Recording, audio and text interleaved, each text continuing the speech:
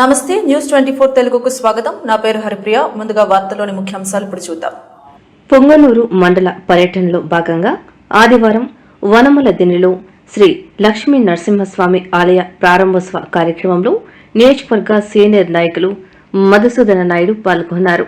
ఈ సందర్భంగా ఆయన మాట్లాడుతూ పొంగనూరు పుంగమ్మ చెరువును హంద్రినీవా జలాల ద్వారా నింపడం చాలా ఆనందకరమని సీఎం చంద్రబాబు నాయుడికి పొంగనూరు ప్రజలు తరపున ధన్యవాదాలు తెలుపుతున్నామన్నారు.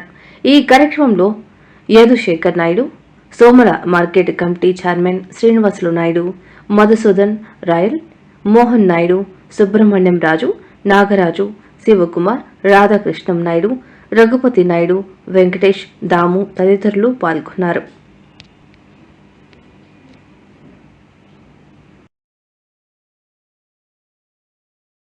కావచ్చు, కొంత రైతులు కావచ్చు, ఇట్లా కొంత విస్తీర్ణాన్ని అంతా కూడా కానీ సమ్మర్ స్టోరేజ్ ట్యాంక్ 33 కోట్లతో ఇక్కడ ఒరిగింది ఏమి లేదు. వాళ్ళు చేసినప్పటికీ ఇక్కడ ఒరిగింది ఏమి లేదు.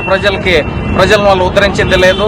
రాష్ట్రంలో మనము ఇక్కడ చంద్రబాబు నాయుడు గారు చేస్తున్నటువంటి పరిపాలనలో భాగంగా ఈరోజు ఈ చెరువుని 2018లోనూ తెలుగుదేశం పార్టీలోనే మనము ఈ రోజు నింపడం జరిగింది. ఈ రోజు కూడా ఈ చెరువు అంతా కూడా కానీ మనం ఇప్పుడు కూడా చంద్రబాబు నాయుడు గారి ఆశీస్సుల మేరకు ఇక్కడ ఈ పొంగమ్మ చెరువు నీటితో కలకలలాడుతూ ఉంది. ఈరోజు పొంగనూరు ప్రజలందరూ కూడా కానీ చంద్రబాబు నాయుడు గారికి ధన్యవాదాలు తెలియజేసుకుంటూ హర్షం వ్యక్తం చేసుకోవడం జరుగుతూ ఉంది. ఇక్కడకు ఇచ్చేసిన ప్రతి ఒక్కరికి పేరు పేరున నా అభినందనలు, శుభాభినందనలు.